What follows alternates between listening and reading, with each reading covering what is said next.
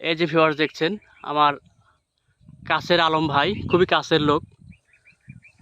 এই যে বৃষ্টির পরেই আজকে আবহাওয়া অনেক রোদ, দেখছেন তাদের খেজুর গাছের বাগান। খেজুর গাছ লাগানো শুরু হচ্ছে ইনশাল্লাহ। পাইকারি খুচরা সবভাবেই খেজুর গুড় দিয়ে থাকি, আমি গ্রামের ছেলে। গুড় নিতে হলে অবশ্যই আমাদের স্ক্রিনে দেওয়া হোয়াটসঅ্যাপ ইমো নাম্বারে যোগাযোগ করবেন। ভাই দিকে একটু তাকায়েন।